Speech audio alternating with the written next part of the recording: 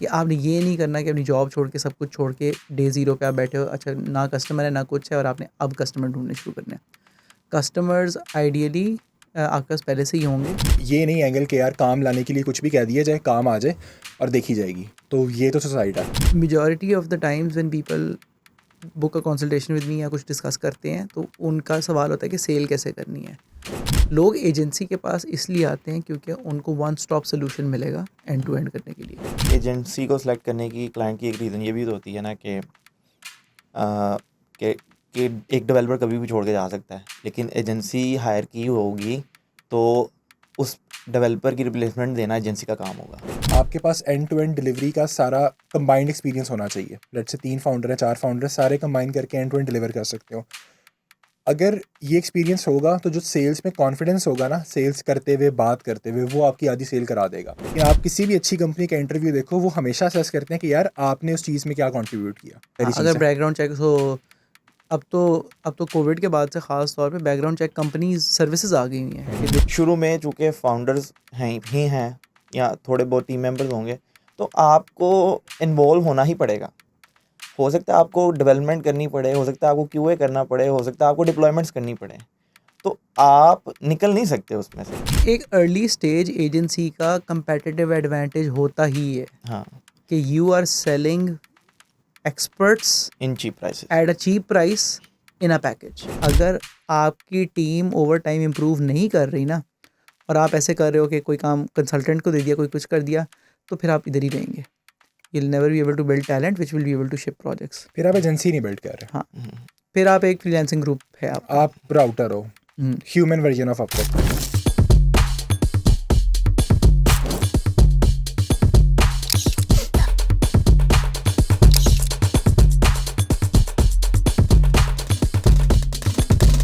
अस्सलाम वालेकुम and welcome to the third episode of the series. आज की एपिसोड में हम प्राइमरीली डिस्कस करेंगे, so in the earlier episodes we discussed about कि पहले कैसे विजन अलाइनमेंट करनी है, पार्टनरशिप्स कैसे स्ट्रक्चर करनी है। अगर आपने वो चीज़ नहीं देखी हुई तो आप इधर ऊपर दिए गए लिंक पर जाके इस प्लेलिस्ट को देख सकते हैं, ideally from the first episode. आज के एपिसोड में हम स्पेसिफिकली बात करेंगे, let's say you figured all of the things out between the को फाउंडर्स। आपने दो या तीन लोग या चार लोग, जितने भी लोग हैं, यू फिगर इट आउट, आपने आपस में डिसाइड कर लिया हुआ है।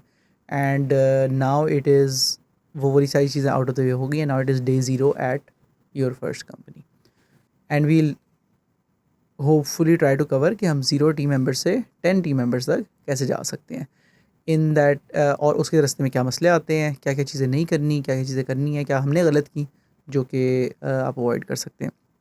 Obviously if you are doing it for the second time, you would do it significantly differently, तो विल डिस्कस दैट टू। उससे पहले you guys have asked questions about के सेल्स कैसे करनी है, क्लाइंट्स कैसे लाने हैं, कस्टमर्स कैसे ढूंढने हैं। I think that is a topic for a later episode where we talk about scaling. I think 10 लोगों के बियॉन्ड जब आप जाते हैं, then you need to kind of build a sales engine and a sales pipeline. One thing that we've talked about in the previous episodes also is कि आपने ये नहीं करना कि अपनी जॉब छोड़ के सब कुछ छोड़ के डे ज़ीरो पे आप बैठे हो, अच्छा ना कस्टमर है ना कुछ है और आपने अब कस्टमर ढूंढने शुरू करने हैं। कस्टमर्स आइडियली आपके पास पहले से ही होंगे, और द रीज़न आपने कंपनी स्टार्ट की है वो यही था कि आपका कस्टमर ने आपको कहा कि यार आप मुझे और काम कराना है, या आपके पास टाइम एक कस्टमर को सर्विस करने का था लेकिन आपके पास 2 कस्टमर्स आ गए। That should be your signal for के आप इतनी वैल्यू क्रिएट कर रहे हैं कि लोगों को आपके काम की डिमांड है। तो सेल्स को इसीलिए हम नेक्स्ट एपिसोड में कवर करेंगे व्हेन वी टॉक अबाउट कि यार 10 लोगों से 30 लोगों तक कहाँ पे जाना है, तो वहाँ पे सेल्स की इनिशियल कन्वर्सेशन स्टार्ट होंगी इन द एब्सेंस। और इस एपिसोड के अंदर हम डेफिनेटली ये डिस्कस करेंगे कि किसी भी फाउंडर की अगर आपने पहले प्रोजेक्ट लिए तो डेफिनेटली आप फ्रीलांसर के तौर पे शुरू कर रहे होंगे, या लेट से आप रिमोट जॉब कर रहे थे और उसके साथ आपने फ्रीलांसिंग स्टार्ट की थी। So this episode will be about doing your mind shift from a freelancer to an agency owner mindset and then all of what comes during this process. So for this I've got the same guests once again, both of my co-founders. Welcome to the third episode. तो मुझे और मेरे पास जो agenda है ना आज का, उसमें फर्स्ट पार्ट ये है कि यार वो इनिशियल वर्क कैसे लाना है। तो what do you guys have to say about that? I guess start तो उसी जो पॉइंट आपने हाईलाइट कर दिया कि यार इफ़ यू आर स्टार्टिंग तो you had something on the back, कोई काम था पहले. इट्स नॉट लाइक कि कुछ था ही नहीं और अब शायद प्रोफाइल्स भी बन रही हैं और फिर सोचा जाना कि काम कैसे आएगा, तो शायद वो तो सही रास्ता नहीं है इसको करने का. नाउ द पॉइंट इज़ कि वी आर एक्सपेक्टिंग कि आप लोगों की फ्रीलांसिंग प्लेटफॉर्म्स पे प्रोफाइल्स थी, अपवर्क, फाइवर, जो भी आप लोगों ने यूज़ करने हैं, या किसी रेफरेंस के थ्रू आपके पास काम था, सिग्निफिकेंट वर्क जिसके साथ आप एक सर्टेन टाइमलाइन प्लान कर सकते थे कि यार 2 महीने 3 महीने का काम है, and then you can keep on expanding. Now the point is कि जो काम लाने वाली चीज़ है कि किस तरह अगर लेट्स से अप्रोच किया जा सकता है. पहली चीज़ तो ये कि आप लोगों के पास स्किल्स क्या हैं जिसके लिए काम करना है. ठीक है, आप मतलब मोबाइल डेवलपमेंट करते हो, वेब करते हो, एआई करते हो, क्या करते हो, ठीक है, और उसमें भी स्पेसिफिक, ये नहीं एंगल कि यार काम लाने के लिए कुछ भी कह दिया जाए, काम आ जाए और देखी जाएगी. तो ये तो सुसाइड है और ना ये स्केल करता है. छोटा मोटा काम शायद मिल जाए लेकिन इससे कंपनी नहीं स्केल करनी. तो पहले तो फिगर आउट करके कि क्या स्किल है, क्या आता है, क्या पहले किया हुआ है जो चल जाएगा, क्योंकि पहले आपने 100% सक्सेसफुल डिलीवरी इंश्योर करनी है. तो वो तो इसी की बैक पे है ना कि आता है कि यार स्किल क्या, टीम के साथ भी मैच करके कि यार बाकी फाउंडर्स के ये स्किल्स हैं और उनकी चीज़ आ जाए. एंड देन इट डिपेंड्स कि आप उसको हंट कैसे कर रहे हो उस काम को. कनेक्शंस के थ्रू हंट कर रहे हो, रीचिंग आउट फ्रेंड्स के, हाँ यार we are open to work, अगर कोई चीज़ ये हो. तो सेकंड पार्ट है ना कि आप हंट कैसे कर रहे हो. For the first part is building having that skill set. हाँ ठीक है, और ऐसे भी होता है कि काफ़ी फाउंडर्स जब स्टार्ट करते हैं तो लेट से आप सिर्फ फ्रंट एंड इंजीनियर थे, आपको end to end project ship करने का नहीं पता, क्या रिक्वायरमेंट्स गैदर करने से लेके उनको प्रोजेक्ट मैनेजमेंट बोर्ड पे डाल के उनको एग्जीक्यूट करके बैक एंड डेवलपमेंट करके टेस्टिंग करके इंफ्रास्ट्रक्चर पे डिप्लॉय कैसे करना है. So with in the founding team बड़ा इंपॉर्टेंट है कि आप फाउंडर्स, अगर कोई भी और ना होना, आप फाउंडर्स मिल के एंड टू एंड एक प्रोजेक्ट शिप कर सको, which starts from the discovery call, understanding requirements, उनको टिकट्स में कन्वर्ट करके एजाइल मेथोडोलॉजी से आप उसे एग्जीक्यूट कर सकते हो और आप उसको एक डिसेंट डेडलाइन के ऊपर एक very good quality like top 20% percentile के अंदर की क्वालिटी के अंदर अमंग्स योर कंटेम्प्रेरीज आप उसे शिप कर सकते हो. तो वो that is the first step to doing a sale, right. I guess requirements for doing the sale, मतलब आपके पास ये हाँ. सारा स्किल सेट था. और majority of the times when people book a consultation with me या कुछ डिस्कस करते हैं तो उनका सवाल होता है कि सेल कैसे करनी है. और उनके ज़हन में बेसिकली इमेज ये होता है कि यार हमारे पास सारा कुछ है, हमने सिर्फ कस्टमर ढूंढना है. लेकिन लेकिन लेकिन that's not true. You have to have a proven track record of delivering projects end to end first. तो when people comment on the videos as well कि यार हमें क्लाइंट कैसे ढूंढना है, what they essentially mean to say is कि जो काम मैं कर रहा हूँ मुझे उसका कस्टमर कहाँ मिलेगा. लेकिन you very rarely find people, वो आपको एज अ फ्रीलांसर ही हायर करेंगे. अगर आप लेट्स से अगर आप फ्रंट एंड इंजीनियर हो, आपको एज अ फ्रीलांसर ही हायर करेंगे. लोग एजेंसी के पास इसलिए आते हैं क्योंकि उनको वन स्टॉप सोल्यूशन मिलेगा एंड टू एंड करने के लिए. So they don't have to think, ideally they don't have to think about कि डिज़ाइन कहाँ से होगा, they don't have to think about कि यार बैक एंड कहाँ से होगा, डेवऑप्स कैसे होगी, क्यूए कैसे होगा.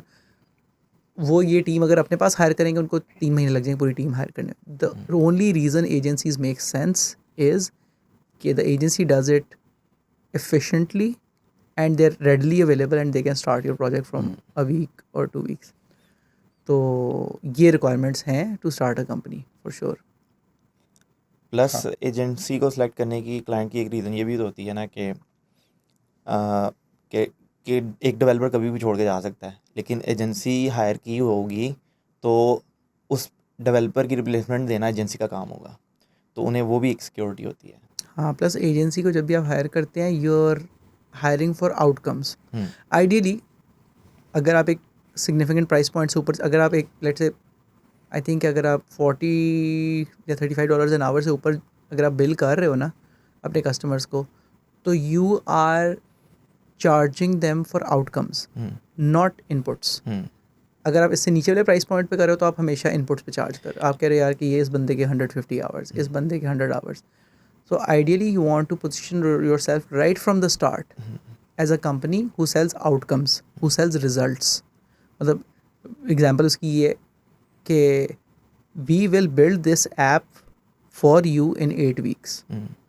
और इनपुट्स की एग्जांपल ये है कि this is a team of 3 people that you have to pay for hopefully they will do it in 8 weeks.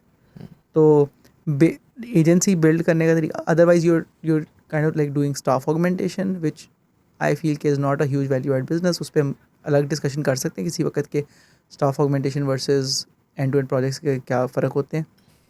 लेकिन so in our experience it has majorly been कि यार if you position yourself as an agency जो end to end projects करती है, that is A, you have a significant value add for your customers, and B, that also builds your quality as a team over time of delivering results. Staff aug का business अगर है या आप सिर्फ developer hours sell कर रहे हो, तो A, you don't have a value add in that, because it's literally that person's skill that you're just a channel in the middle. B, they will like whatever they learn as part of working at that job does not add to your company's DNA. ठीक है, अगर 5 लोग 5 different jobs कर रहे हैं और you're just in the middle, वो आपस में बात भी नहीं कर रहे, वो प्रॉब्लम्स को डिस्कस भी नहीं कर रहे, क्योंकि उन दोनों के अलग अलग प्रोजेक्ट्स हैं, उन्होंने अलग अलग जॉब्स करनी है. So like so what I am trying to say is कि काफ़ी ज़्यादा लोग सोचते हैं कि हमने इसी फ्रीलांसर मॉडल को ही स्केल करना है, and that is what we will call a company but और एन एजेंसी. एंड बट मेरे ख्याल से like that is very different from starting a company. And like I think that is one thing that we got right from the start, right? कि although we pitched our services as individuals, but we told them यार कि we are co-founders of this company first call के अंदर, और हम अभी तो हम कर रहे हैं काम, लेकिन eventually हम अभी co-founder, हम एजेंसी स्टार्ट करें, राइट? और ये आई गेस बहुत ज़रूरी है शुरू से सही सेट करना, ठीक है. और वो जो शुरू में आपने बात की ना कि मतलब आपके पास एंड टू एंड डिलीवरी का सारा कंबाइंड एक्सपीरियंस होना चाहिए. लेट्स से 3 फाउंडर हैं, 4 फाउंडर, सारे कंबाइन करके एंड टू एंड डिलीवर कर सकते हो. अगर ये एक्सपीरियंस होगा तो जो सेल्स में कॉन्फिडेंस होगा ना, सेल्स करते हुए, बात करते हुए, वो आपकी आधी सेल करा देगा. जब कोई सवाल ऐसा आ गया आपको खुद भी क्लियर नहीं है कि यार क्या होगा, उसने रन टाइम पे डेवऑप्स से पूछ लिया कि यार वहाँ क्या करना होगा या मैनेजमेंट कैसे करोगे, ये करो, और किसी जगह पे आप अनक्लियर हो, तो उसको एजेंसी पर ट्रस्ट ही नहीं आएगा. लेकिन अगर आपके पास इन सारी चीज़ों के आंसर्स हैं तो शायद 50-60% सेल्स तो आपकी वैसे होगी भी है, और आपने बस बाकी चीज़ों पे उसके साथ आइडियाज़ अलाइन करके उसको सिर्फ कन्वर्ज करना है. तो ये उसमें बहुत ज़रूरी है. प्लस जिस चीज़ में आप एक्सपर्ट हो और अगर उसी में सेल कर रहे हो ना, तो आपको फेक भी नहीं करने की ज़रूरत पड़ेगी. प्रूवन रिकॉर्ड होगा, you can just show them in the call and आधा काम तो हो सकता है उसी के दौरान. हाँ, और आपने लाइक एज एन एजेंसी आपने नहीं काम किया होगा किसी प्रोजेक्ट पे, लेकिन आपकी फाउंडिंग टीम ने कुछ प्रोजेक्ट पे काम किया होगा, and you need to tell your potential customers explicitly कि हमारी एजेंसी नहीं है, लेकिन हमारी फाउंडिंग टीम ने इन इन चीज़ों पे काम किया हुआ है. And ideally those things will be huge. मतलब फॉर एग्जांपल अगर आप एक 500 पर्सन कंपनी में काम कर रहे थे, and maybe you are working for Audi's software division by implication of working in a great company, तो यू कैन से कि यार मैंने Audi के इस वाले सॉफ्टवेयर के ऊपर काम की, लाइक हमारी फाउंडिंग टीम ने Audi के सॉफ्टवेयर पे काम किया और आप वो रिजल्ट्स को यूज़ कर सकते हैं. Over time hopefully your agency will have such a strong case study और आपका पोर्टफोलियो होगा कि आप उसको like that will be your sale. हाँ, प्लस जो फ्रीलांसिंग वाला एरा होता है ना, उसमें आप एक पार्ट ऑफ द मशीन होते हो. ठीक है, आप यहाँ तो फ्रंट एंड डेवलपमेंट कर ली, बैक एंड डेवलपमेंट कर ली, इवन आप हो सकता है आप रिक्वायरमेंट गैदरिंग वाला पार्ट आप ना कर रहे हो, कोई उसने अलग से बंदा हायर किया हो, प्रोडक्ट ओनर बनाया हो, लेकिन जब आप एजेंसी वाले सिचुएशन में आते हो तब आपने रिक्वायरमेंट गैदरिंग भी आपने ही करनी होती है. उसकी डिस्कवरी स्प्रिंट, डिज़ाइन अच्छा बनाना है, नहीं बना, डिज़ाइन में ये एलिमेंट, कोई फीचर मिसिंग है या कोई सजेशंस हैं, वो भी आपने देनी है, वो आपकी इनपुट बनेगा. तो वो जो वैल्यू ऐड है ना, वो आप एज अ फ्रीलांसर बड़ा कम ही दे सकते हो, अनलेस कि आप कंसल्टेंसी रोल में आए हो तो आपका काम ही ये होगा. अगर एज अ डेव हो फिर आपको ये टिकट्स आ रही होंगी, आप टिकट्स कर रहे होगे. तो ये जो फ़र्क है ना, इसको बड़ा अंडरस्टैंड करना बड़ा ज़रूरी है पहले दिन से ही. पहले मतलब लाइक दिन से ही. ये इट्स रियली इंपॉर्टेंट कि आपको पहले दिन से ही क्लियर हो कि यार ये हम एजेंसी हैं, and you tell everybody that you're an agency, हाँ, right? End to end deliver कर सकते हैं हम. तो हाँ. यकीन, और ट्रैक रिकॉर्ड अगर होगा ना पिछली कंपनी का या फ्रीलांसिंग का, जिसमें आपने 2-3 बंदों को इकट्ठा करके एंड टू एंड डिलीवर कर लिया, तो वो आपकी सेल में बहुत ज़्यादा हेल्प कर सकता है. या बिल्कुल ठीक है, सही है. Next point, I think initial work के अंदर लाइक इट इज़, तो आई थिंक ये चीज़ें ही इंपॉर्टेंट हैं. एक और चीज़ डेफिनेट, हाँ, one thing that would really help you is कि whenever you go on a call, तो आपकी बैकग्राउंड में एजेंसी नज़र आनी चाहिए, ठीक है। कि लेट्स से मैं बात तो कर रहा हूँ, फेक बैकग्राउंड ना हो आपके पीछे, आपका कोवर्किंग स्पेस में लेट्स से आप काम कर रहे हो, very well lit, greatly designed, aesthetically pleasing, वो पीछे कोवर्किंग, आप उनको बता दो यार कि we are an early stage company, हम इस कोवर्किंग स्पेस में काम करते हैं, ये देखो ये 2 बंदे ना, ये मेरी टीम है, ताकि आप उनको सब्लिमिनली भी मैसेज कर रहे हो कि यार हम हैं एजेंसी ही, आप अभी हमारे साथ, you are getting the founders time at a discounted rate, लेकिन हम हैं एजेंसी, ताकि जब 3 महीने बाद आप उन्हें कहोगे यार कि I am getting busy, I got a new project, तो मैं उस पर मूव कर रहा हूँ, मैं इस बंदे को लगा दूँ आपके साथ, it will be a very easy sale for you. I met somebody about 2 weeks ago, उन लोगों ने भी इस तरह ही स्टार्ट किया, लेकिन उन्होंने एजेंसी नहीं पिच की शुरू में, उन्होंने इंडिविजुअल्स पिच किए।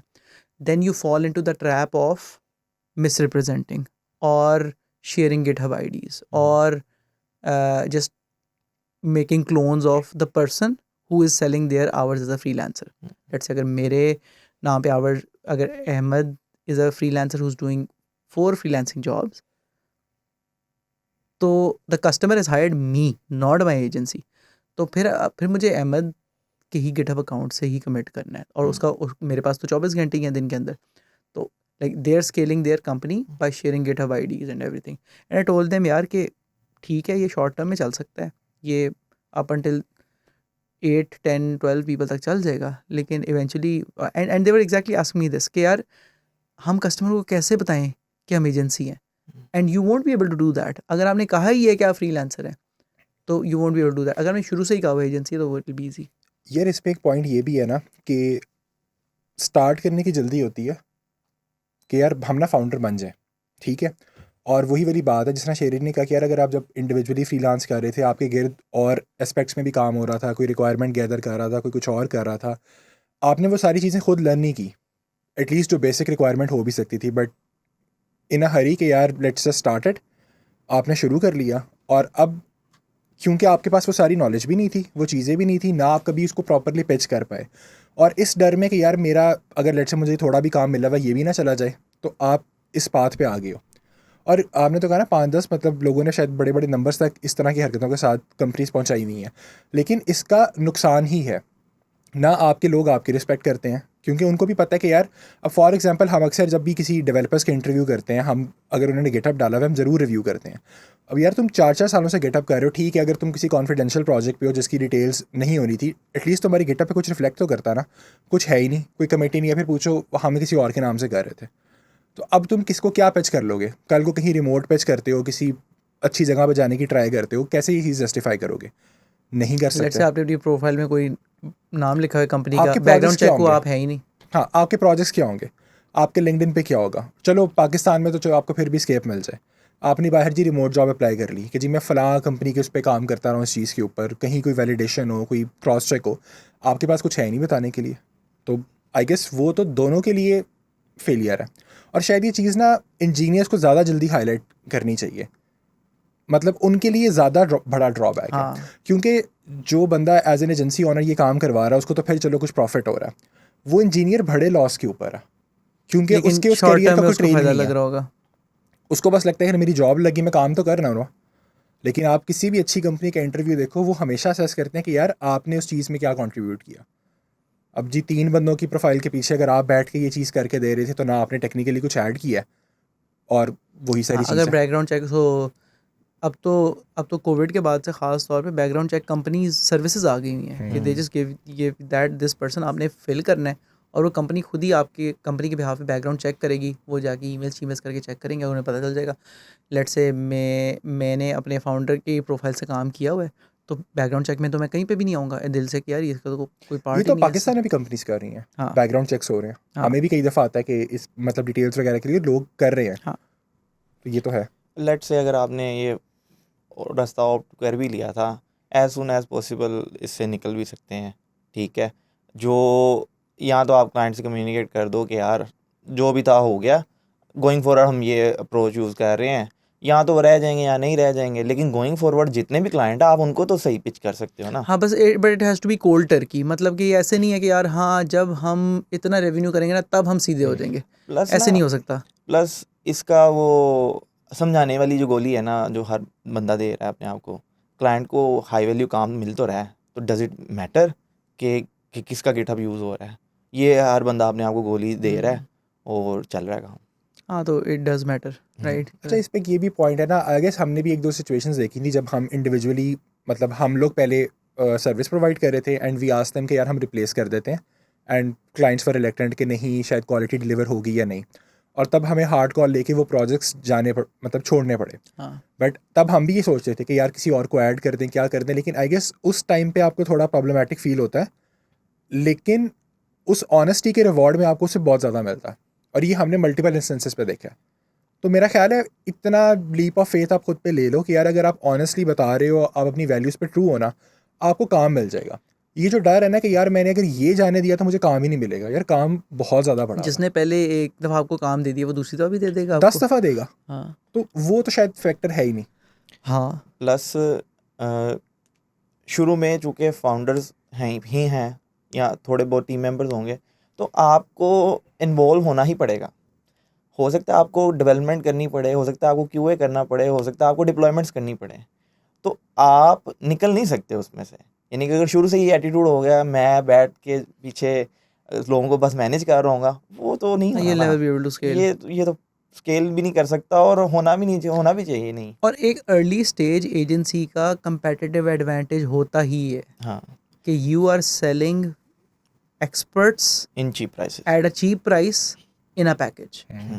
ना आपके पास ऑनलाइन ब्रांड है, ना आप कह सकते हो मैं ये वाली कंपनी हूँ, मैंने इन कंपनियों के साथ काम किया हुआ है, ना आपके पास ट्रैक रिकॉर्ड है, ना आपके पास ह्यूज कूल ऑफिस है, कुछ भी नहीं है आपके पास। The only thing you have is कि a freelancer who that company could hire for $50 an hour, आप उसको 30-35 पे करके उसकी सर्विसेज सेल कर रहे हो हाँ, at a cheaper price because he is part of an agency. इसीलिए वो जो हमने पहली एपिसोड में बात की थी कि बड़ा ज़रूरी है कि यूनिवर्सिटी के फ़ौरन बाद आप ये काम ना स्टार्ट कर लो, क्योंकि जॉब ने आपको कॉन्फिडेंस देना है, आपकी फ्रीलांसिंग ने आपको कॉन्फिडेंस देना है। अगर पहले दिन से स्टार्ट कर लोगे ना तो you have nothing to show for. Meeting में गए और बस कुछ दिखाने के लिए है ही नहीं अवेलेबल। और उसकी वजह से लोग लोकल मैक्सिमम में फंसे रहते हैं, यानी कि आपकी सीलिंग आ गई यार कि मैं 18 या $20 से ऊपर जा ही नहीं सकता। लोग कहते हैं क्यों नहीं जा सकते, हमें क्लाइंट्स नहीं मिल रहे। प्रॉब्लम ये नहीं है कि $40 वाले क्लाइंट्स नहीं है, प्रॉब्लम ये है कि आप उधर हैं ही नहीं जहाँ पे कस्टमर आपको पे करना है। हर लाइक बिटवीन द फाउंडर्स ना, ये बहुत ही इम्पॉर्टेंट है कि आपने वो ग्रेजुअल इंक्रीज या gradual improvement in the quality delivered देखा हो, ताकि आपको पता हो यार कि जब मैं फ्रेश ही आया था I was somebody who was worth $15 an hour and then I improved my. मैंने 3 सालों में ये चीज़ें सीख के I went on to become $25-30 an hour person. क्योंकि अगर आपने वो इम्प्रूवमेंट देखी है और आपने देखा कि आपकी कंपनी ने आपको कैसे शेप किया वो करने पे, तो वो 25 से 50 वाली लीव भी ले सकोगे और आगे वाली लीव भी होपफुली आगे आप खुद ही फिगर आउट कर लोगे। लेकिन अगर आपने ये अपने क्वालिटी में improvement by being part of a system नहीं देखी ना, तो आप अगला स्टेप भी नहीं कर पाओगे। प्लस स्टार्टिंग की सेल्स जो है ना वो बड़ी छोटी छोटी भी होंगी और हो सकता है कुछ रैपिड भी हों। ठीक है, बहुत छोटे छोटे प्रोजेक्ट्स हों, लेट्स से $1000 $2000 का हो गया या इवन $300 का भी आपको करना पड़े। आपने अपनी प्रोफाइल बिल्ड की, अगर पहले नहीं की हुई अब कर रहे हैं, तो आपको छोटे छोटे पकड़नी पड़ेंगे। आप पहले दिन से आगे कहो जी $50,000 का मैंने काम करना है, उससे नीचे मैंने काम नहीं करना, क्यों दे कोई तुम्हें काम। और ज़रूरी नहीं है कि वो $300 वाला प्रोजेक्ट $300 का ही हो, हाँ क्योंकि अगर वो एक काम कर रहा है उसको कोई और भी काम पड़ सकता है, आप हाँ। अच्छा करके दें।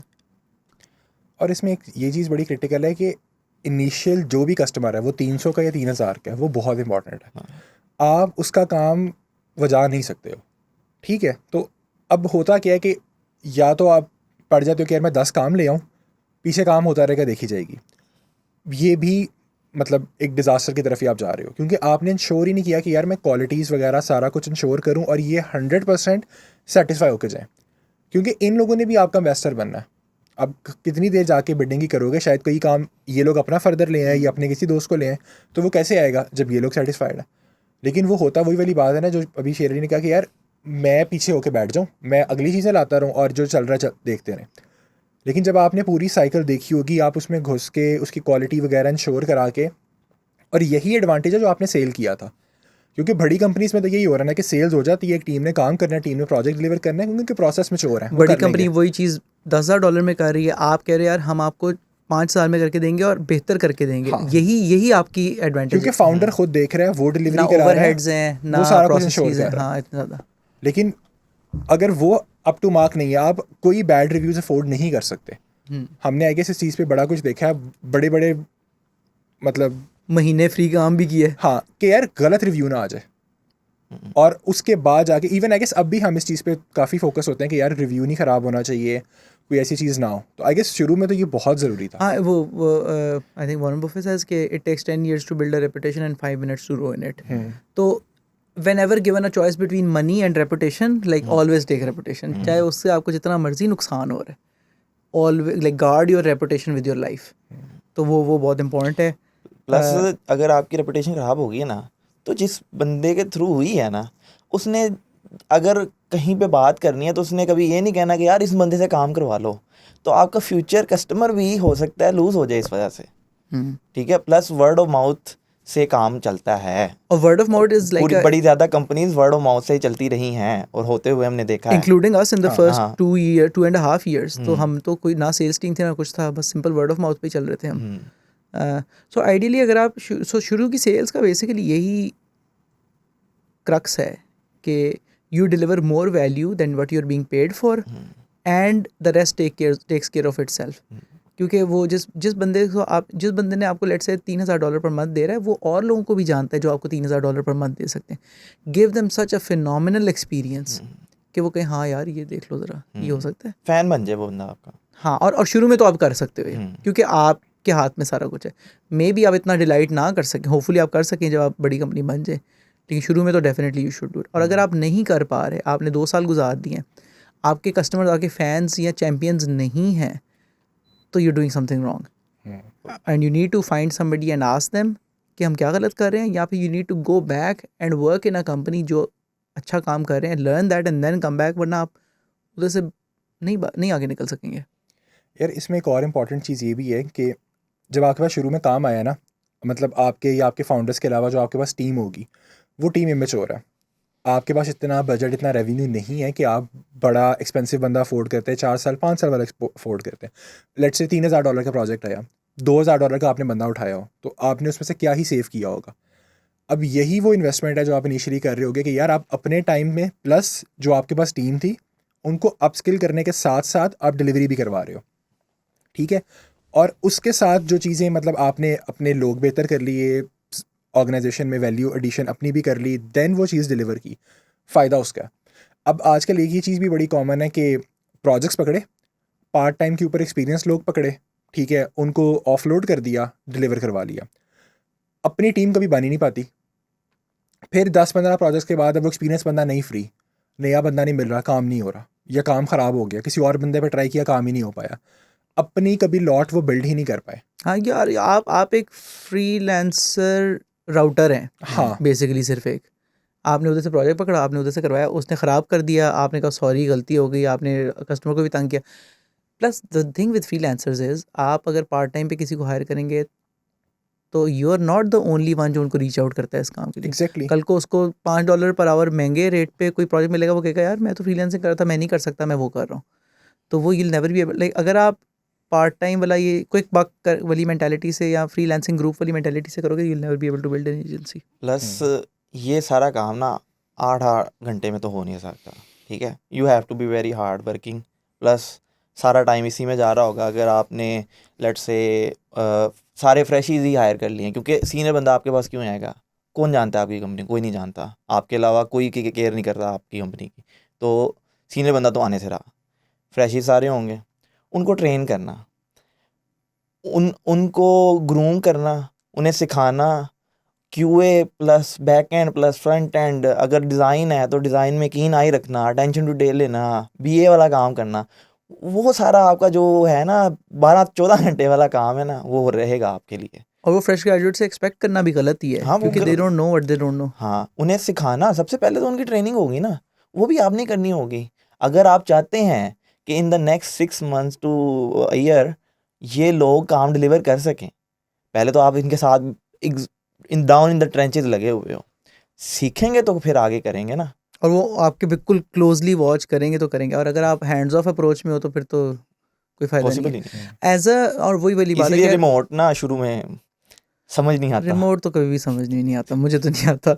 अच्छा, so as an early stage founder आपका एक बहुत बड़ा कंपेटिटिव एज ये भी है कि आप 70,000 पर मंथ की सैलरी वाले बंदे से उतना क्वालिटी ऑफ वर्क या क्वांटिटी ऑफ वर्क निकाल सकते हो जो let's say 200,000 rupees per month वाले बंदे में हो, क्योंकि you are closely mentoring them and giving them very specific task जो कि उनको किसी बड़ी कंपनी में नहीं देगा कोई।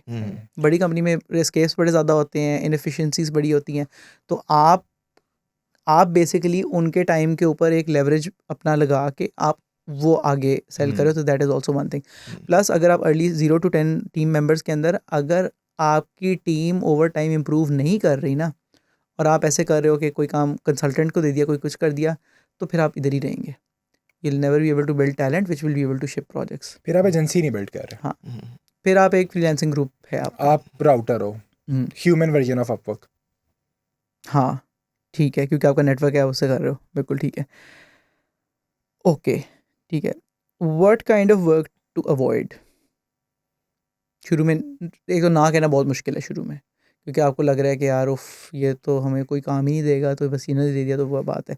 और हमने भी गलती की हुई है शुरू में कि यार वो, और आई थिंक के 10 नहीं, I think when we were 15 उस पॉइंट पे जाके हमने कहा था कि यार हम एटलीस्ट 4 वीक्स वाला प्रोजेक्ट करेंगे, इस तरह कुछ था, राइट?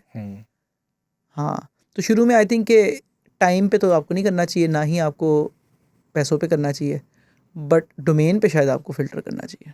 मतलब वो वाली अप्रोच नहीं होनी चाहिए कि जो आ रहा है आने दो, कर लेंगे या ढूंढ लेंगे, देख लेंगे। वही वाली बात है कि आपने क्वालिटी डिलीवर करनी है और मेक श्योर करना है कि 100% सक्सेस आप अचीव कर सकते हो। तो वो उसी में होगा जो चीज़ आपको आती है, ठीक है? क्योंकि आई गेस ये फेलियर हमने भी देखा हुआ। हम शुरू में मोबाइल नहीं करते थे, मोबाइल आ गया, हमसे हुआ भी नहीं, वी हैड टू आउटसोर्स, हमने उसमें फेलियर भी देखे हुए हैं। तो वो चीज़ बहुत रिस्की होती है। तो पहले करो ही वही जिसका फॉल बैक आप खुद केटर कर सकते हो, ठीक है? आप टीम से कराओ, टीम फॉल बैक करती है, को फाउंडर्स मैनेज कर लेंगे, ग्रेट। लेकिन आप ऐसी चीज़ पढ़ लो जो आप में से किसी को भी नहीं आती, आपने सीखनी भी है। और कई दफ़ा वही होता है ना कि सेल्स करते हुए आप एक्साइटेड होकर कुछ भी कमिट कर रहे हो, बट आई गेस अगर टेक्निकल बंदा सेल कर रहा है तो उसके पास हमेशा ये सेंस होनी चाहिए कि यार क्या पॉसिबल है, क्या हमारे स्किल सेट पे फॉल करता है और क्या हम कर लेंगे। हाँ, टाइम और वो जो अमाउंट वाली चीज़ है वो विद टाइम आप बेहतर कर सकते हो कि यार इससे बढ़ा करेंगे, इस अमाउंट से नीचे नहीं करना इनिशियली, तो जो ऐप करोगे। लेकिन हाँ, उसमें कुछ एथिकल ग्राउंड्स आप अपनी सेट करो कि यार मैंने कुछ अनएथिकल नहीं करना। अगर कोई है कि यार ये कोई फेक काम करवा रहा है, कुछ इस तरह की चीज़ है जो लोगों को हार्म कर सकती है, कोई ऐसी गलत चीज़ आप नहीं बिल्ड करना चाहो, तो हाँ दैट वुड बी ग्रेट। क्योंकि आई गेस वो भी वैल्यूज़ आपकी होनी चाहिए, ठीक है? कोई आप बना ही ऐप रहे हो जो जिन लोगों के साथ फ्रॉडलेंट एक्टिविटी करनी है और आपको इस चीज़ का पता है, तो don't go for it. Pyramid scheme वाली, बेट्स वाली, कसिनो वाली, या वो वाइन साइट्स होती हैं, पोर्न साइट्स होती हैं, वो आप कट लगा सकते हैं ना इस चीज़ के ऊपर, यार ये हम करते हैं, ये हम नहीं करते। और अगर कॉल से पहले ही क्लाइंट की आपको प्रपोजल में पता चल गया है, आप एक तो बिड ना करो, ठीक है? अगर आपने बिड कर दी ना, इसका मतलब आप कंफर्टेबल हो ये काम करने में, तो वो आपका। यार मुझे याद है वन ऑफ आवर कस्टमर्स, उसने मुझे रेफ़र किया, किसी और को ईमेल इंट्रोडक्शन किया, और फर्स्ट कॉल में वो खुद उसने मेरे से सेटअप की। फर्स्ट कॉल में पहले 5 मिनट में उसने खुद ज्वाइन किया। उसने कहा कि I referred these guys to you because I was talking to them about betting app about a month ago, and without even listening to my whole idea, they told me in the first 10 minutes that we don't work with betting. I think these are very high integrity people, and I would love for you to get in touch with them. तो हमारा experience तो यही है कि जब भी हमने ये ना की है उसका हमें फ़ायदा ही हुआ है। हमारे पास तो 3-4 दफ़ा तो हमने किया है, तो हमें हमेशा फ़ायदा हुआ है। प्लस आपको एक चीज़ अगर नहीं आती, लेट्स से आपको मोबाइल नहीं आती, तो यार बता दो कस्टमर, उसे बता दो यार वेब हम करते हैं, बैक एंड फ्रंट एंड में हम ज़बरदस्त हैं, AI एजेंट हम ज़बरदस्त बना लेते हैं, लेकिन हमें मोबाइल हम कोशिश कर सकते हैं, और अगर ना हुई हमारे से हम तुम्हें रिफ़ंड कर देंगे। लेकिन मैं आपको पहले बता रहा हूँ कि हमने मोबाइल नहीं की हुई, people would appreciate it so much more than you saying हम ये भी करते हैं, ये भी करते हैं, ये भी करते हैं। और यार अगली तरफ जो बंदा है ना, मोस्ट प्रॉब्ली वो दूसरी थी, वो उसने पहले काम करवाया हुआ है लोगों से, उसको भी पता है यार कि कोई भी 5-10 लोगों की एजेंसी इतनी चैम्पियन नहीं हो सकती कि वो सारी चीज़ें करती हैं। अगर आप ऑनेस्टली बता दोगे तो I think it will really fair well for you. ये वही बिलीफ वाली बात है ना कि यार आप इस चीज़ पे रखो कि जो आपकी किस्मत में है ना वो आप तक आना है, तो डोंट बी ग्रीडी कि यार जो है बिलीव कर तो लेते चलो स्पिरिचुअलिटी की तरफ भी चला जाता है ना, ठीक है, चलो लेट्स से कि किसी को कहता है यार मुझे नहीं बिलीव, ठीक है, तो at least your expertise and knowledge पे आपको कॉन्फिडेंस होना चाहिए। हाँ अगर कॉन्फिडेंस नहीं है इसका मतलब आपकी एक्सपर्टीज और नॉलेज वहाँ पे है ही नहीं, विच मीन्स कि गो back and learn them. Plus आपकी टीम भी अनकंफर्टेबल होगी।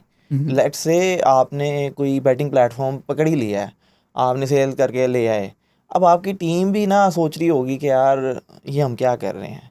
अगर थोड़े बहुत कॉन्शियस लोग वो भी हैं तो वो ज़रूर उनके ज़हन में होगा कि हम क्या कर रहे हैं यार, हम बैटिंग प्लेटफॉर्म बना रहे हैं, लोगों के पैसा खा रहे हैं, फ्रॉड कर रहे हैं लोगों के साथ, तो उनको क्या समझाएंगे आप? अपने आप को तो चलो आपने समझा और लिया, वो 10 रिस्पेक्ट बंदों को भी कैसे नहीं करेंगे समझाएंगे? आपको और दिल स्विच एंड एवरीथिंग। प्लस आप जब अपने काम, प्लस जो डोमेन वाली बात है ना, नीश वाली बात है कि आप एक्सपर्ट हो, लेट्स से 4-5 प्रोजेक्ट चल रहे हैं, 10 बंदे में कर रहे हैं, एक में आप डायरेक्टली इन्वॉल्व नहीं है, लेकिन आप उसमें हेल्प कर सकते हैं जब वो फंसेगा।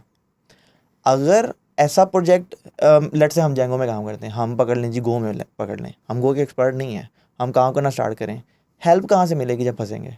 कौन करेगा हेल्प? डिप्लॉयमेंट्स में हेल्प कौन करेगा? स्केलिंग में हेल्प कौन करेगा? जेंगो में तो हम कर लेते हैं। अगर जिस प्रोजेक्ट को हम डायरेक्टली नहीं भी ओवरसी कर रहे, कोई ना कोई दूसरा टीम मेंबर देख रहा है, हेल्प लेने तो आ सकता है ना।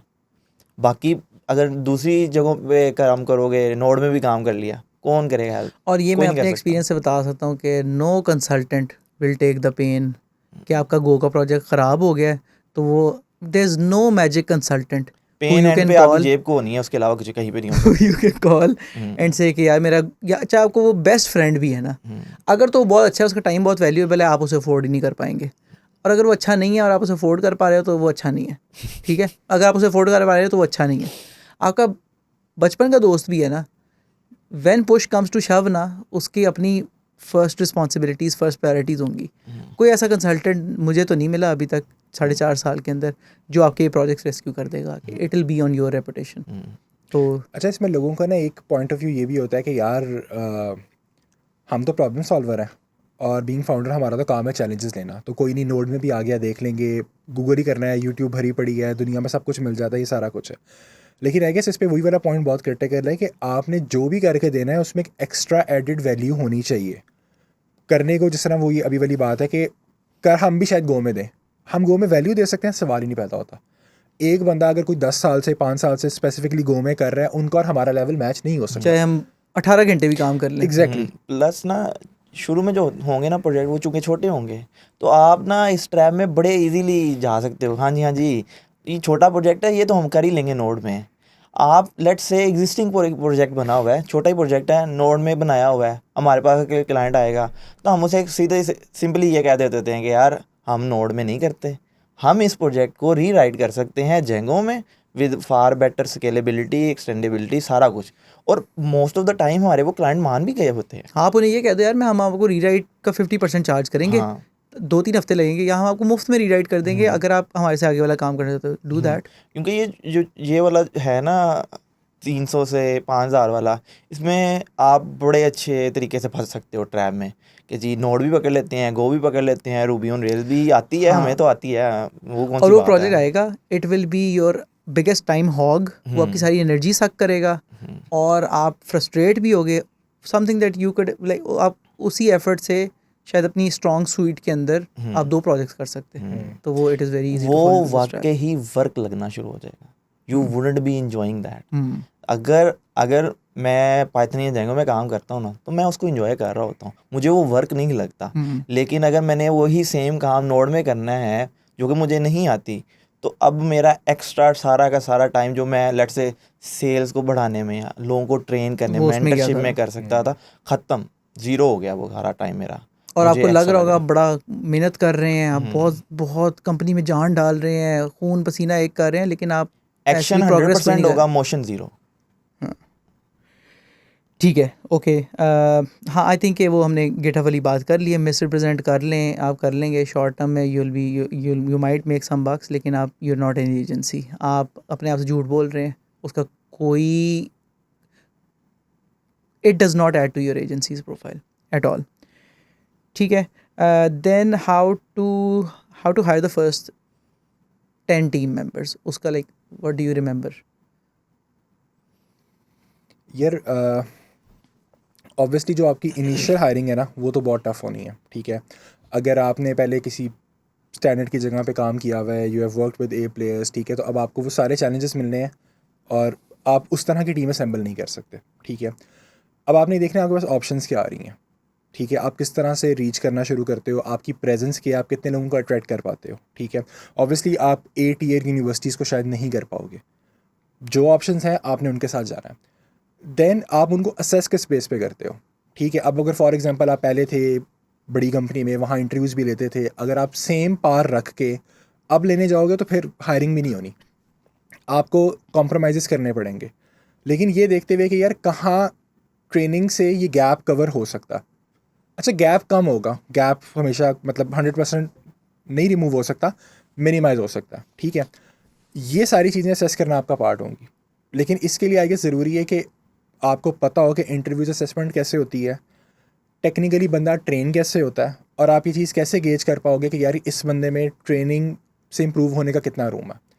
और ये तो मस्ट है कि आपने पहले किया हो, फिर आप इस चीज़ को रेप्लिकेट कर पाओ। एटलीस्ट अगर आप 3-4 हो तो इनमें किसी 3 में से किसी एक को इस चीज़ पे अच्छा खासा एक्सपीरियंस होना चाहिए, ठीक है। और फिर इन सारी चीज़ों पे आप एक बंदे को गेज करो कि हाँ यार इसमें ये स्किल्स हैं, अच्छा ये सीख लेगा, कोड अच्छा कर लेता है, बोल नहीं पाता, कोई मसला नहीं, अभी हमारी ज़रूरत ये चीज़ की है। एंड देन अगेन उसको ट्रेन करने का रोड मैप आपके पास होना चाहिए। ये भी नहीं, अब अक्सर ये चीज़ नोट की है कि अच्छा इंटरव्यूज़ वगैरह कर लिए, उसको कहा यार यूट्यूब पे जाओ, ट्यूटोरियल्स पकड़ो और इसको देखना शुरू कर दो, हाँ, नहीं नेवर होगा। वर्क्स। आपको बताना पड़ना है एक एक चीज़, मतलब आई गेस अभी इवन टिल दिस ईयर हम खुद पाइथन के बंदे ट्रेन करते हैं, ठीक है। तो शुरू में तो वो ट्रेनिंग से कितनी आगे की चीज़ थी, मतलब अब भी आके एक प्लान है जो हमने देना है, हमने ही चेक करना है।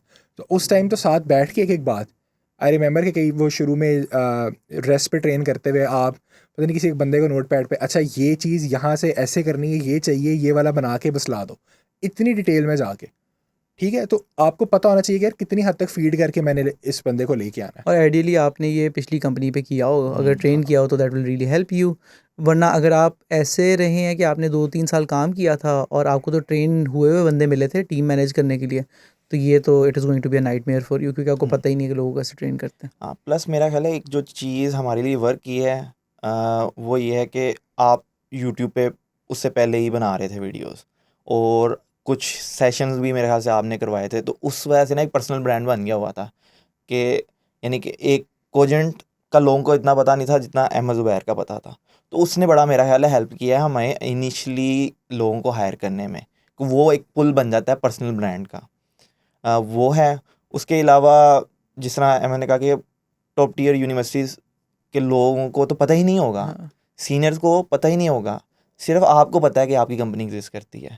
तो उसको उसको फैलाने के लिए ना आपको हर छोटा बड़ा इवेंट अटेंड करना चाहिए, जितनी भी यूनिवर्सिटीज़ में हो रहे हैं, प्लेसमेंट वाले इवेंट्स हो रहे हैं, जॉब फेयर्स, करियर फेयर जितने भी हो रहे हैं, सारों में जाएं, या कंपनीज़ को रीच आउट कर, आप जिस भी यूनिवर्सिटी से पढ़े हुए हैं आप उनके लोगों को रीच आउट करके कोई ना कोई session, seminar free of cost सब कुछ कर सकते हैं, just to build a brand around your company. हाँ, वो बड़ा ज़रूरी वो है। ही करेगा वो। और हम्म। हम अगर लाइक, हाँ, अगर in the absence of YouTube, अगर हमारे पास यूट्यूब ना होता तो फिर हम्म। हम शायद यही कर रहे होते मेजरली। हम्म। तो ठीक है, great, okay. I also think कि इनिशियली जब आप लोग हायर करते हैं, उनमें आपका इंटरव्यू में बार तो इतना हाई नहीं होगा, लेकिन उनसे एक्सपेक्टेशंस का बार बिल्कुल हाई होना चाहिए आपके। और वो अगेन वो यही बात है कि कस्टमर्स के लिए आप वैल्यू क्या ऐड कर रहे हैं, कि you are giving them great talent that would be very expensive for them at a reduced price. और आपके दूसरे कस्टमर्स जो हैं, जो आपके टीम मेंबर्स हैं, उनके लिए आप वैल्यू ये ऐड कर रहे हैं, you are giving them average salary, average culture, average office perks, कुछ भी नहीं होता शुरू में, but you are giving them your time. Hmm, तो वो आपका डिफरेंशिएटिंग फैक्टर ये है कि आप उसे उसे 1-to-1 मेंटोरशिप दे रहे हैं, आप टाइम दे रहे हैं, आप उसे साथ लेके चल रहे हैं. हम्म, तो अगर आप अपने दोनों कस्टमर्स के लिए काम नहीं कर रहे तो इट तो आइदर वन वोंट वर्क. हाँ प्लस पिछले पॉडकास्ट में भी हमने ये बात की थी कि एक छोटी कंपनी का साल का बंदा और बड़ी कंपनी का 2.5-3 साल वाला बंदा ना compete करने के लिए रेडी होते हैं. क्यों? उसने बड़े थोड़े अरसे में ना बहुत ज़्यादा चीज़ें देख ली होती हैं, बड़ी ज़्यादा हैट्स वेयर कर ली होती हैं. क्यों? डायरेक्ट मेंटरशिप आप दे रहे होते हो ना जब, क्योंकि फाउंडर से ज़्यादा अजीज़ कंपनी किसी को नहीं है. एक दूसरा बंदा जिसको आपने ट्रेन किया वो ट्रेन करे, वो एसेंस लूज़ होती जाती है आहिस्ता आहिस्ता. लेकिन जब आप खुद ट्रेन कर रहे होते हैं ना, वो एसेंस, वो वाइब, वो कल्चर, वो सारा कुछ बरकरार रहता है. हम्म, ठीक है. नेक्स्ट अप वी हैव के आई थिंक फर्स्ट 3 प्रोजेक्ट्स यहाँ की तो हमने बात कर ली हुई है ऑलरेडी कि उसका करने का क्या तरीका है. वो मोस्टली वर्ड ऑफ माउथ भी होगा. ऑफिस लेना है नहीं लेना, क्या करना है? तो if you were to do it again, तो हमने किया क्या था? हमने तो ऑफिस लिया था, लेकिन अगर हम दोबारा कर रहे होते तो हम क्या करते? नहीं, हमने पहले कोवर्किंग स्पेस ली थी ना. हाँ फिर वो तो लेकिन ना 2-3 सीट्स तक ही था ना. रिमोट नहीं था ना. नहीं 6 सीट्स तक हमारी कोवर्किंग स्पेस ही थी हाँ ना. लेकिन 6 लोग नहीं थे ना तब हमारे पास, राइट? नहीं, जैसे ही 7 हुए थे फिर हम move अच्छा, कर लिए. हाँ हाँ हाँ, ठीक है, सही है. 6 सारे सीट कवर होगी नहीं फिर. लेकिन वो बड़ा शॉर्ट स्पैन था, महीना सवा महीने का टाइम ही था जब हम वहाँ पे रहे. उसके अपने बेनिफिट्स थे कि यार आपने एसी की टेंशन नहीं लेनी, इंटरनेट की टेंशन नहीं लेनी, कॉफ़ी जनरेटर. चाय, वो लाइट का मसला है वो कोई नहीं है, खाना भी बाहर से लाने के लिए अवेलेबल हैं सारे लोग, स्टाफ मेंबर हैं, सिक्योरिटी सारी है. तो वो उसके अपने पर्क्स हैं.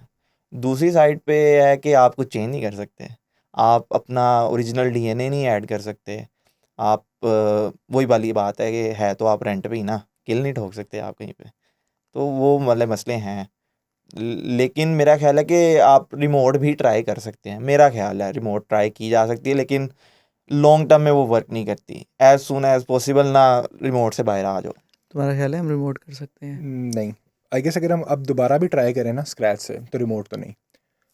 हालांकि हमने मेंटोरशिप रिमोट हो ही नहीं सकती नहीं हो मेरे ख्याल सकती. से यार. हालांकि हमने खुद कोविड वाला टाइम गुजारा हुआ है, तब हम हम्म. जॉब्स पे थे, हमने रिमोटली काम किया हुआ है, इवन लोग भी ट्रेन किए हुए हैं. बट आई गेस जो इस वाले केस में ट्रेन है ना, और जिन लोगों को आप कर रहे हो, जो उनका सर्टन लेवल है और जिस एनर्जी से आपने चीज़ें बिल्ड करनी है, ये रिमोटली कम्युनिकेट हो ही नहीं सकती हैं. कनेक्शन ही बिल्ड होता लोग के बंदों के साथ ना, जिसको आप ट्रेन कर रहे हैं ना, वो भी उस तरह कंफर्टेबल नहीं होता. रिमोट जी मैसेज किया पहले, फिर उसको जी टाइम लिया और अभी मैं अवेलेबल नहीं हूँ, बाद में करता हूँ. तो जो काम आधे घंटे का होता है ना, वो 3-4 घंटों में जाके होता है रिमोट में. ये मसला ज़रूर होता है. और वो फिर वही है कि वो बंदा आया तो पूरा दिन एक्वायर रखो. अगर ऑफिस में 8 घंटे इकट्ठे बैठ के आप लोग ज़्यादा प्रोडक्टिव थे, तो रिमोट में शायद 12-13 घंटे बैठ के आप उसके इक्विवेलेंट आओ. हम्म, तो उसमें क्योंकि ऑब्वियसली आपके एज अ फाउंडर तो 12-13 घंटे ही लगने हैं, लेकिन जो बंदा है उसके तो 8 ही लगवाने थे ना. मतलब हम्म, उसको अभी थोड़ा रूम देना था, वो अभी इस काबिल नहीं होगा बेचारा कि वो ओवरलोड ही हो जाए. बट आई गेस रिमोट में ये चीज़ रिवर्स होती है उनके लिए. हाँ प्लस बिल्कुल. मैनेज करना बड़ा मुश्किल है. हम्म, लेट्स से ये स्टैंड अप कंडक्ट करवाना रिमोट में बहुत मुश्किल है. मुझे तो बड़ा मसला होता है. तो मैं तो इमेजिन नहीं कर सकता कि मैं टीम रन कर रहा हूँ रिमोट. मेरे से तो स्टैंड अप नहीं, बड़ी मुश्किल से ली जाती है रिमोट की. क्यों? कोई बंदा लेट ज्वाइन कर रहा है, कोई अवेलेबल ही नहीं है, वो मैं भूल गया, मिस हो गया, क्या चल रहा है ये, वो तो नहीं है. लेकिन अपनी स्पेस इवेंचुअली लेना मेरे ख्याल है सेंस बनती है. क्योंकि अगर आप जिस भी कोवर्किंग स्पेस में है ना, उनका अपना ही सारा कुछ है, डेकोरेशन उनकी अपनी है, सब कुछ उनका अपना है, आपका कुछ नहीं है. तो आपका ऑथेंटिसिटी, ओरिजिनल डीएनए जो है ना, वो तभी बनेगा जब आपका अपनी लोकेशन होगी. कोई लाजमी नहीं है आपने कोई कनाल की जगह ले लेनी है पहले दिन ही 10 बंदों के लिए. Start small. दूसरे वाला जो ऑफिस था हमारा कोवर्किंग के बाद, कितना, इस कमरे 430 जितना था. Square foot. इस क्या, कमरे जितना था. हाँ, हाँ इस कमरे जितना था. 400 स्क्वायर फुट रफली. हाँ. तो उसमें हम कितने, एटलीस्ट 11-12 बंदे बैठते थे. तो उसके बाद हमने फिर स्विच किया था. लेकिन हाँ. वो कल्चर, वो पर्सनैलिटी कोजेंट की डेवलप उधर से ही हुई थी. उससे पहले कोई नहीं थी. हम्म, यार आई थिंक कि आपके अपने ऑफिस होने से लोग आपको सीरियसली भी लेते हैं. हम्म. कि किसी ने इंटरव्यू करने अगर आता है और उसको पता है यार कि ठीक है छोटा सा कमरा है लेकिन लोगो लगा हुआ है कंपनी का, कंपनी की ब्रांडिंग हुई भी है, कुछ फर्नीचर वगैरह पड़ा हुआ है, तो वो लोग सीरियसली लेते हैं। कोवर्किंग स्पेस में इतना सीरियसली नहीं लेते लोग।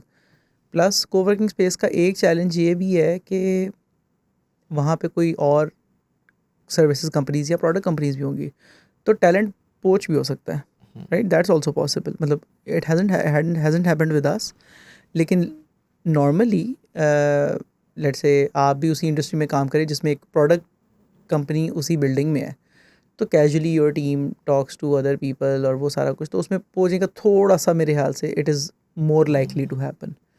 स्मॉल लेवल कंपनी के लिए ना इस चीज़ को रोकना या इससे ओवरकम करना मुश्किल है। हाँ, हाँ, अगर आप 50-60 बंदे की कंपनी जो आपकी चीज़ें सॉर्टेड हैं, आपका HR है, आपके कल्चर पे काम हो रहा है, फिर शायद आपके लिए इतना मसला नहीं है। प्लस आप लेट्स से क्योंकि आप पे brand कम हो। कर रहे हो, लेट्स से आप पे कम कर रहे हो, हाँ। क्योंकि आप कह रहे हो यार मैं अपना टाइम इस बंदे के साथ लगा के उसको ट्रेन करके, मैं जैसे ही वो ट्रेन हो जाएगा मैं उसको एडिक्वेटली पे कर दूंगा। लेकिन उसी बिल्डिंग में somebody is paying them 2x, आप उससे कम्पीट नहीं कर सकते। तो वो भी एक रिस्क है। लेकिन आई थिंक के 0 to 10 तो ठीक है मेरे ख्याल से, कोवर्किंग में चल सकता है, 10 लोगों तक तो चल ही सकता है, राइट? तो कोवर्किंग में प्रॉब्लम एक मीटिंग रूम्स का भी होता है, एक वो बड़ा सिग्निफिकेंट प्रॉब्लम है, लेकिन if you can figure that out तो सही है। ओके, नेक्स्ट पॉइंट, हाँ मैक्सिमम मेरे पास है कि you are not a freelancer, which basically means यार कि ऐसे आप नहीं कर सकते यार कि हम 10 बंदों तक इस तरह ही चलाएंगे और बाद में हम एजेंसी बन जाएंगे। डे वन से ही इट इज़ एन एजेंसी, और आपका क्लियर होना चाहिए। लाइक वी तो वेंट एज फार एज के यार जब हमने स्टार्ट किया था मैंने तो कंपनी रजिस्टर भी करवा दी थी, बैंक अकाउंट भी खुलवा दिया था कंपनी का। तो लाइक कश्तियाँ चला के ही आपको करना चाहिए कि यार हम फर्स्ट डे से ही एवरीथिंग फॉर्मल एंड एवरीथिंग। शुरू में चलो 0 to 10 तक आप ये कर सकते हो कि यार आप यू नॉट श्योर कि you are going to do it और not, hopefully you are sure कि आपने यही करना है ज़िंदगी में। लेट से अगर आप ट्राई कर रहे हो, एक्सपेरिमेंट कर रहे हो, तो शुरू में आप अपने पर्सनल अकाउंट से भी पैसे दे सकते हो लोगों को। लेकिन 3-4-5 महीने के बाद वो भी कहेंगे यार कि ना हमारी बैंक हिस्ट्री बन रही है, ना हमने कहीं पे क्रेडिट कार्ड अप्लाई करना है, वो तो हमें नहीं मिल रहा क्योंकि हमें तो सैलरीज पर्सनल अकाउंट से मिल रही है। On paper we are not employees of any company. तो अगर 10 लोगों की कंपनी, एक प्राइवेट लिमिटेड कंपनी या एक AOP या सोल प्रोप्राइटरशिप ही हो और कंपनी के अकाउंट से पैसे जाते हों, तो that also communicate seriousness from the companies and. तो हाँ, तो लेकिन इट गोज़ बैक टू कि यार पहले दिन से आपने सोचना यही है कि हम एजेंसी, और सबको भी यही बताना है कि हम एजेंसी हैं। तो most dangerous thing is having a plan B. एक जगह मैंने पढ़ा हाँ, ये था। भी सही बात है। हाँ, मतलब we did not have a plan B, right? तो फिर तो फिर उसमें एक ही ऑप्शन होती है। नेक्स्ट चीज़ I have is being honest. I think that's a given, we have talked about this कि यार at least in our experience every time we been, पिछले हफ्ते हमने एक हरकत की है, ठीक है, we screwed up with the customer, हमने एक गलती कर दी, और अगर हम ना बताते तो 90% चांस था कि उसको ना पता चलता, 10% था कि उसे पता चल जाता। लेकिन Ahmed and I we discussed for a couple of hours at least, और एंड में हमने यही कहा यार कि हम उसे बता देते हैं, ज़्यादा से ज़्यादा क्या हो जाएगा, शी विल से कि यार नहीं हमने नहीं काम करना तुम्हारे साथ, विच इज़ ओके, कोई बात नहीं, कुछ और हो जाएगा, विल बेयर दैट लॉस। तो I went into the call, I told her कि यार ये हमने गलती कर दी है। तो she listened to me very patiently, और उसने उस वक्त कहा ओह शिट ये क्या कर दिया तुम लोगों ने, it is going to ruin my business, से ये मसला हो जाएगा, वो मसला हो जाएगा, वो मसला हो जाएगा। But the call ended at के शी सेड कि I am literally like this, I am really thankful that you told this to me. उसने बोला यार मेरी इंडस्ट्री इतनी छोटी है कि मुझे पता चल ही जाना चाहता, लेकिन I am really thankful that you took time to have this conversation and you told this to me and I really appreciate that. तो बीइंग ऑनेस्ट के हर तरह के एंगल्स हैं, जिन लोगों के साथ काम कर रहे हैं उनके साथ ऑनेस्ट रहें। किसी से अगर सैलरी कमिट की हुई है कि फ़र्स्ट को आएगी तो फ़र्स्ट को भेजें, do not do that, do not hold it of. और कंपनी की अपसाइड मेजरली अगर आपकी है तो कंपनी का रिस्क भी आपका ही है। उनकी सैलरी अगर company did not make a profit this month तो उनकी सैलरी उससे इफेक्ट नहीं होनी चाहिए, that is your job. And if you can build a track record of कि यार हम we been around for let's say 2 years और दो साल में एक दफ़ा भी हमारी सैलरी फर्स्ट से डिले नहीं हुई, that will become like a proud thing amongst your team. मतलब we've had people mention this. Unfortunately ये पाकिस्तान में एक पर्क कंसिडर होता है। This is not a perk. हाँ, This is bare minimum. Team members ना इसको पर्क कंसिडर करते हैं, जो कि कि ऐसा फर्स्ट नहीं को होना सैलरी मिल चाहिए जाती है। हाँ, कि तुम्हारी अपनी सैलरी, तुम्हारी हक की कमाई है, तुम्हें टाइम पे मिल रही है, ये पर्क कैसे हो सकता है? हम्म, तो बड़े ज़्यादा लोग हमें जो इंटरव्यू में देने आते हैं तो वो यही कहते हैं कि यार हम इस वजह से छोड़ रहे हैं कि वो वहाँ पे सैलरी डिले कभी हो जाती फिफ्थ है, को आती है, कभी एट्थ कभी को आती डिले है, हो हमने सुना है, हमें कभी पता ही सुना नहीं है कि 2 आनी कि महीने नहीं से नहीं आनी। आई। हाँ तो बड़ी अनफॉर्चुनेट बात है। हाँ, तो that is also part of being honest कि हम्म। यार आपका एक बंदे से कॉन्ट्रैक्ट है, आपने उसको ऑनर करना है, चाहे उसके लिए आपको जो मर्जी करना पड़ रहा है, सेल योर कार्स अगर आपको करना पड़ता है, डू दैट। लेकिन इसीलिए वो रनवे वाली बात बड़ी ज़रूरी है हम्म, कि आपके पास ना एक सर्टन अमाउंट, एक सर्टन वो कैलकुलेशन के थ्रू भी आ सकती है, मोस्ट लाइकली कैलकुलेशन के थ्रू ही आनी चाहिए। सिंपली कि यार आपके टीम मेंबर्स कितने हैं, उनकी इतनी बनती है मंथली सैलरी, इतने मंथ का आपके पास बैकअप होना चाहिए कि अगर कंपनी को लेट से 1 महीने प्रोजेक्ट्स नहीं आते या फॉर सम रीज़न लॉस होता है, क्लाइंट ने पैसे देने से मना कर दिया, फॉर श्योर लॉस होगा आपको उस मंथ में, लेकिन आपने सैलरी तो नहीं रोकनी। आप जाके अपने टीम मेंबर्स को एक इवेंट में जाके टाउन हॉल में कह दें ये इस महीने सैलरी नहीं आएगी, तो क्यों ही रिस्पेक्ट करेंगे आपके टीम मेंबर्स आपकी? ये तो कोई बात ना हुई। प्लस रनवे से आपने ट्रेनिंग्स करवानी होंगी या सब्सक्रिप्शन ख़रीदनी होंगी या इवेंट्स ऑर्गेनाइज करवाने होंगे, वो सारे इसी से निकल भी सकते हैं ना। यार एजेंसी फाइनेंस मैथ्स जो है ना, it is very simple. It is basically customer led growth. Hmm, कि आपके कस्टमर अगर, तो आपके कस्टमर्स आपको नहीं कह रहे ना भाई ग्रो करो, हमें और बंदे चाहिए, इसका मतलब है कि आप उतनी अच्छी सर्विस नहीं दे रहे। There is no sales that you can do कि जो पुअर डिलीवरी को कंपनसेट कर देगी। ठीक है, आप करते जाओ, आप चैम्पियन सेल्समैन ले आओ, लेकिन आपने जब 10 प्रोजेक्ट आए, 10 में से आपने 6 ख़राब कर दिए, वो लोगों ने आगे 10 लोगों को जाके बताया, 60 लोगों को जाके बताया कि यार इनसे काम नहीं करवाना। कभी कोई हमारे इतनी दफ़ा हुआ है, we meet somebody, we reach out to somebody, हम उनको पोर्टफोलियो दिखाते हैं, वो कहते हैं यार अच्छा ये I know this guy.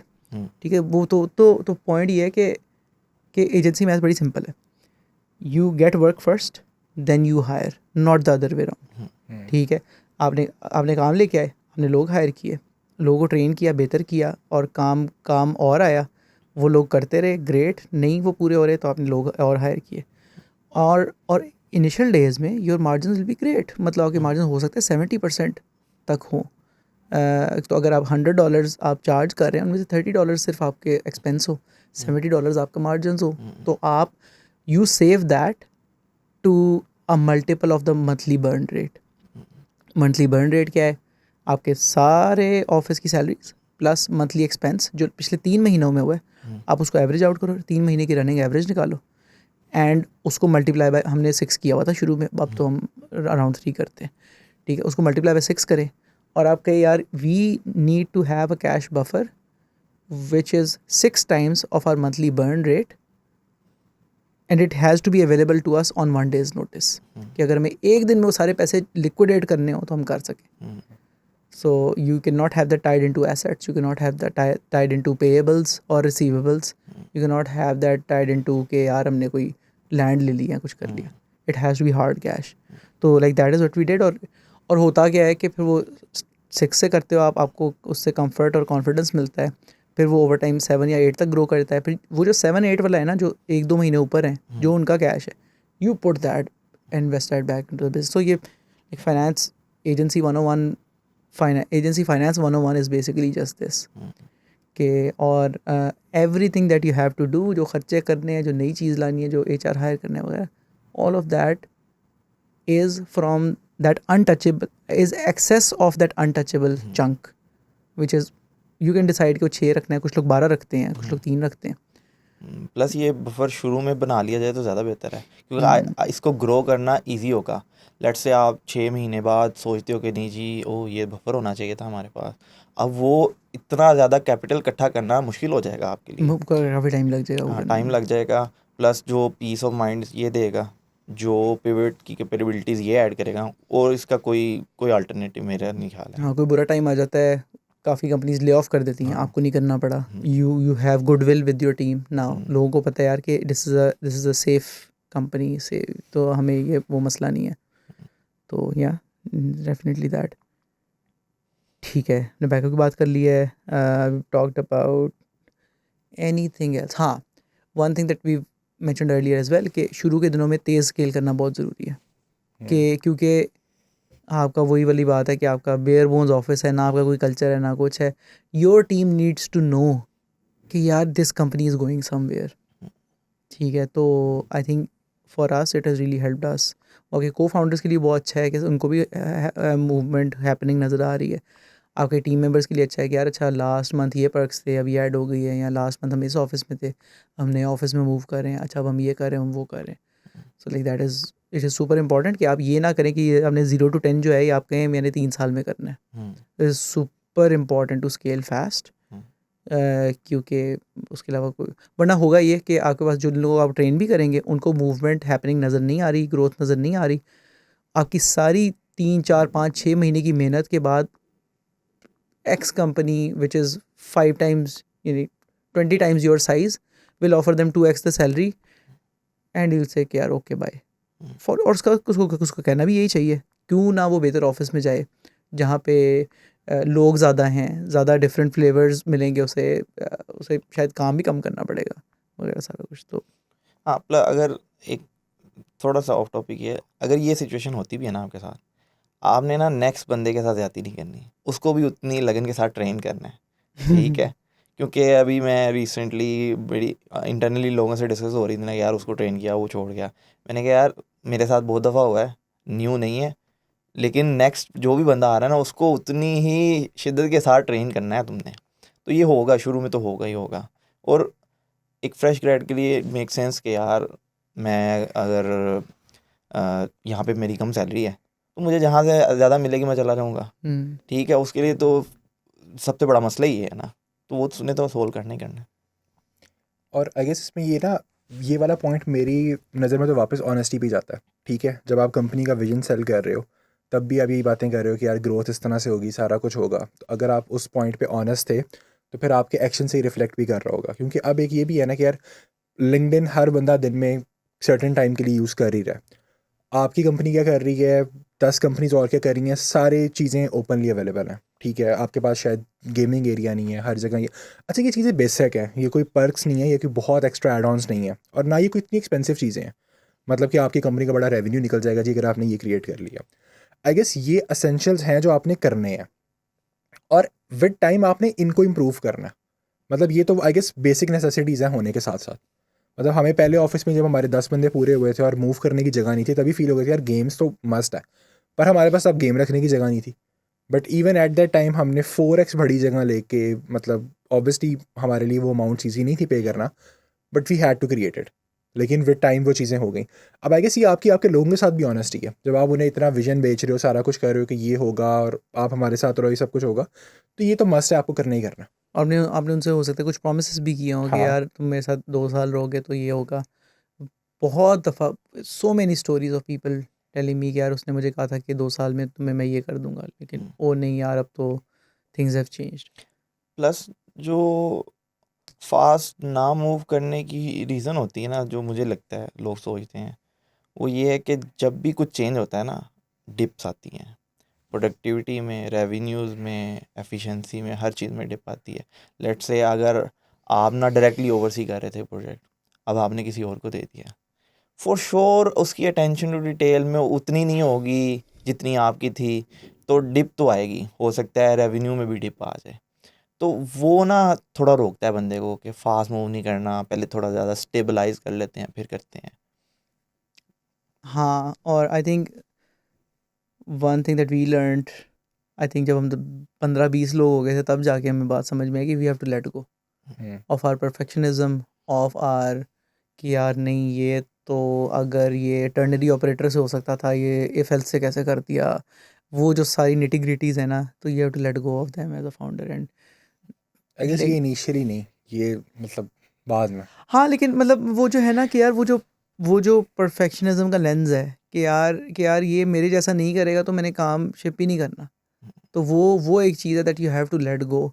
You right कि मतलब 10 15 20 पे जाके आपको शायद करना पड़े, लेकिन you should start to build that muscle hmm, at some levels कि यार चाहे कोई 95 भी है 100 आपके हिसाब से नहीं है तो sometimes let it go. हाँ ये ना But हो गया otherwise आप 20 कंट्रोल 25 फ्रीक पे बन कर जाओ, रहे हो। कंट्रोल फ्रीक बन जाओगे ना, वो हम्म, ओवर कंट्रोलिंग हो जाएगा और फिर वो नहीं स्केल नहीं कर पाओगे आप. हम्म, पर ये वही बात है ना कि आपने अगर आपके ऐसे कोई स्टैंडर्ड्स हैं जिनसे आप नहीं हटना चाह रहे, तो फिर अपनी ट्रेनिंग में उनको कम्युनिकेट करो हम्म, इंस्टेड के जी ऑन द फ्लाई स्टैंडर्ड्स आ रहे हैं कि भाई ये तो होना चाहिए था, मैं ऐसे करता हूँ या ये नहीं है। तो फिर अपनी वैल्यूज़ अपने मतलब ट्रेनिंग प्लान में की चीज़ें डाल के कम्युनिकेट करते और फिर उसको मेंटेन करते। आई गेस मेंटेन करना ज़रूरी है। हाँ, एक सर्टन लेवल के बाद कि अच्छा यार अब थोड़ी बहुत ही डिटेल्स पे आप मतलब लेवरेज दे सकते हो बंदे को, लेकिन अगेन एक बार ज़रूर होना चाहिए। हम्म, अच्छा, बार ना विद टाइम थोड़ा नीचे आना है, तो शुरू में अगर आप उसको ऊपर नहीं सेट करोगे ना तो उसका फ़ायदा नहीं है। शुरू में इसको आपने 5 पे सेट कर लिया तो वो 15 बंदों के बाद 0 हो जाएगा।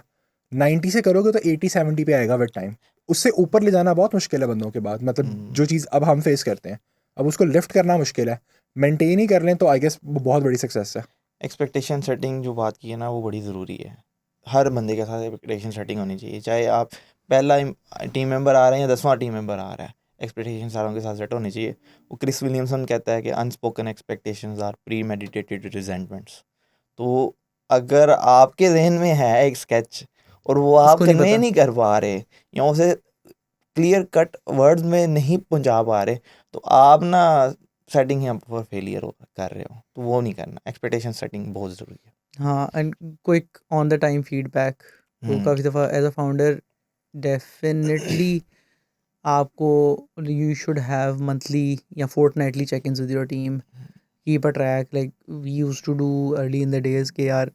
आई used to have those check ins myself यार. हर फोर्टनाइट पे 15-15 मिनट के चेक इन्स कर लो सारे लोगों के साथ. उनका गुड बैड अगली सिंपल रखा हुआ था मैंने. What's good, what's bad, what's ugly, and that is your feedback loop into dictating कि यार कंपनी में आपने कैसे करना है. अपने लोगों को कैसे कोशिश करनी है कि लोगों का अगली वाला बैड बन जाए और बैड गुड बन जाए और गुड को हम डबल डाउन कर लें और ऐसे ऐसे हम अगली को ख़त्म कर दें. क्योंकि शुरू में एचआर तो है नहीं, ये भी आप नहीं करना। ये नहीं करना. इवन अगर शुरू में एचआर हो भी, आपके करने से जो वैल्यू कम्युनिकेट होगी ना वो नहीं एचआर से होगी। और जो आपके साथ लोग हैं वो भी इसीलिए हैं। अब आई रिमेंबर हमारे पास इनिशियली कई लोग हैं जो इवन आज भी हैं और उनके लिए एचआर से ज़्यादा हमारे साथ डायरेक्ट बात करना ईजी होता है।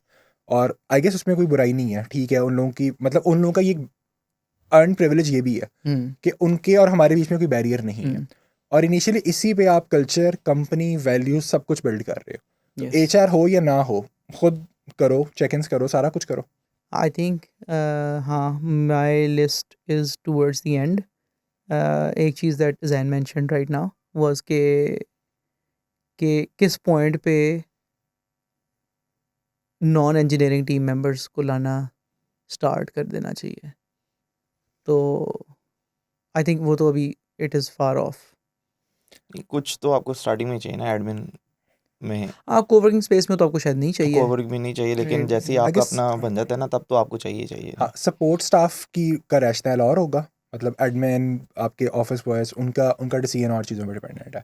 हाँ, अगर आप बात करो रिक्रूटर्स, एचआर, मार्केटिंग, सेल्स के लोग, मतलब इन सारों की तरफ जाओ तो इनके अलग-अलग पॉइंट्स आते हैं। आई गेस सबसे पहले आई गेस आप रिक्रूटर से ही स्टार्ट करोगे, not even HR. Not even हाँ. एचआर। ठीक है, आपको रिक्रूटर चाहिए and there are lot of people जो रिक्रूटमेंट एचआर कॉम्बिनेशन में कर रहे हैं।